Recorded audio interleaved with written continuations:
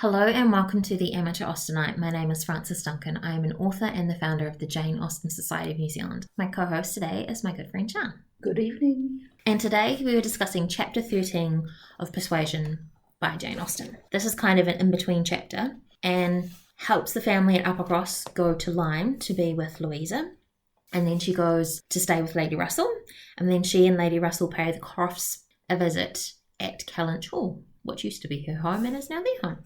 Because this is the start of Volume 2. And the first thing that I've noted is, I wonder if Jane Austen knew that this is where it would be cut. Because, of course, she wasn't involved in the editing. This was published posthumously. So we don't know whether she had made a note that this is where she wanted it cut between Volume 1 and Volume 2 or not.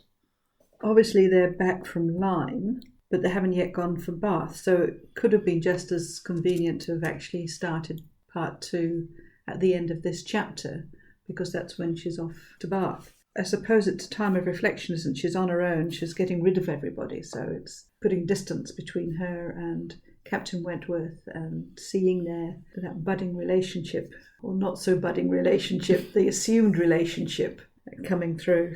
It is interesting to know whether they actually had a set number of pages per part, for example.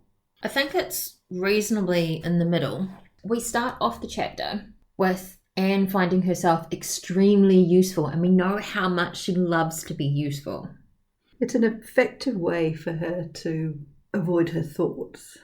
When she's on her own, she has that introspection, doesn't she? That being useful is very much something that appeals to her character. So she's finding herself useful just being at Uppercross and supporting the family, but then she kind of works out that they will want to go to Lyme and organises them off to Lyme. She's the most organising female you could ever have. The rest of them are just full of melodrama. They don't know what to do. I know. Mary is hysterical again in Lyme, God. Which I think is just because she's not the centre of attention. Yes. And Anne organises for their nanny to go to Lyme. Which is such a sensible idea. Which is so sweet of the Musgroves to keep the nanny because she's in her deserted nursery. I love that little phrase about to mend stockings and dress all the blains and bruises she could get near her. Well, she still wants to do her job as a nanny. And was only too happy to be allowed to go and help nurse dear Louisa. It seems like everyone has quietly told Anne they want to go to Lyme. And then she's gone, okay, so now I have to convince them as a whole that they should actually go. The vague wishes of getting Sarah thither had occurred before, but without Anne, nothing would have been resolved. They'd have still all been wishing. And she sends them off and leads her to the solitary range of the house. The other thing that struck me, though, is Charles Hayter is another one who's obviously a man of action. He's also there providing the support by going back and forth and giving them the news. I think it's also very important for him that Henrietta is still at Uppercross, so he wants to do what he can for her. It's also noted that the little boys are still at the cottage. They've been abandoned by their parents. And Anne looks forward to a few months hence, and the room now so deserted, occupied by her silent, pensive self, might be filled again with all that was happy and gay, all that was glowing and bright in prosperous love, all that was most unlike Anne Elliot. Because she's comparing what the rooms used to be like when all the Musgroves were there and Captain Wentworth and all the fun they're having, and then just her by herself, and it's a little bit depressing. She looks back on her relationship with Captain Wentworth. Sensations of pain, once severe, were now softened, of some instances of relenting feeling, some breathings of friendship and reconciliation, which could never be looked for again, and which could never cease to be dear. So she thinks she's completely lost him. And she's just full of gratitude that there isn't the bitterness of spirit that there was before. On his side, he seems to have recovered. So she recognises she had her chance. She feels that she's had a chance and she lost it. But she doesn't hold it against him. She's a very forgiving woman. Anne goes back to Kellynch, to Lady Russell's house, and says it's the first time she's been back to Kellynch since she left with her family. She had contrived to evade and escape from every visit there. Yes. And it says she resumes her place in her apartments at the lodge, which makes me wonder, why doesn't she just live with Lady Russell? Because she's of use. She knows she's of use to her father and Elizabeth.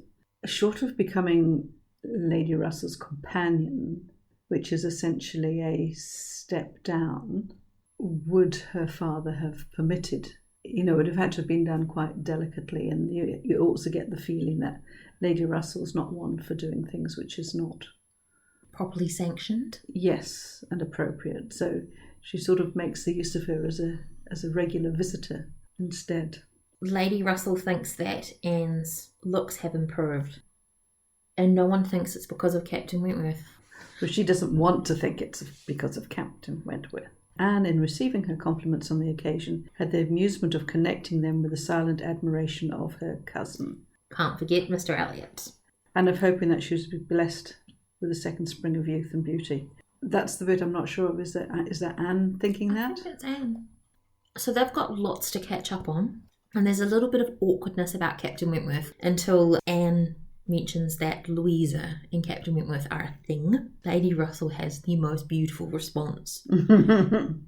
Internally, her heart revelled in angry pleasure and pleased contempt. Such a hypocrite. That the man who at 23 had seemed to understand somewhat of the value of an Anne Elliot should 8 years afterwards be charmed by a Louisa Musgrove. And we talked about this using the actual article. It's really thinking of a type. Rather than the persons themselves. Lady Russell says we need to go and visit the Crofts. And Anne doesn't shrink from it, which is interesting. And I don't know what's changed, because before she wanted to evade and escape. Is it because Captain Wentworth's not there? She knows he's at Lyme? And she's put him behind her. Whether she would have felt quite the same if he'd been there when she was there, visiting, is another matter. But definitely she feels safe to go. She likes the Crofts. She's met the Crofts. Oh, it's lovely, her relationship with the Crofts. She's always met with a kindness from Mrs. Croft, which gave her the pleasure of fancying herself a favourite. I love that. Especially because, as we know, they're going to be sisters. And such a different sister. Actually one that deserves her. She loves the Crofts being the house, and she feels that they were gone who deserved not to stay, and Kellynch had passed into better hands than its owners, which is a huge thing for her to say. This is her family estate. I actually think she would have believed that anyway. She knew that her father wasn't really doing a good job on the estate, anything more than he had to. Well, he was running it into the ground, wasn't he? And he was leaving her. And Elizabeth was leaving her to do all the lady of the house duties in terms of the tenants and that, the visiting of the sick and so forth. Whereas I'm sure she would know that Mrs. Croft would be filling those duties very admirable. So the Crofts are very happy to see her. Lady Russell isn't that impressed with Admiral Croft, but Anne really appreciates his goodness of heart and simplicity of character. We've made a few changes. We've made these improvements to make life easier. And the interesting thing is, the improvements he's making is to make life easier for the servants, which, of course, Sir Walter wouldn't have thought about. He wouldn't have even been aware of it. And Mr. Shepherd thinks it's the greatest improvement the house ever had. Mr. Shepherd continues to be a suck-up. He really is, isn't he? Anne is laughing at her father. She's amused in spite of herself at the story about the many, many mirrors in her father's dressing room. I've done very little besides sending away some of the large looking glasses from my dressing room. I should think he must be a rather dressy man for his time of life. Such a number of looking glasses. There's no getting away from oneself. And so there he is. He's left with his little shaving glass in one corner and another that he never goes near. I love the idea of that, like him catching sight of himself and going, oh, and avoiding it. The Crofts are about to go away. So Lady Russell and Anne won't see them again before they go to Bath. That's right, because they're off to see the curate. And so Anne no longer has to worry about meeting with Captain Wentworth. Yes. She smiled over the many anxious feelings she had wasted on the subject. And isn't that the way with anxiety? You worry more about something that never happens. Yes. Everything was safe enough. And that is our summary of Chapter 13 of Persuasion by Jane Austen. My name is Frances Duncan. You can find me at francesduncanwrites.com and on Twitter at Frances_Duncan. Thank you for listening, and we wish you happy reading.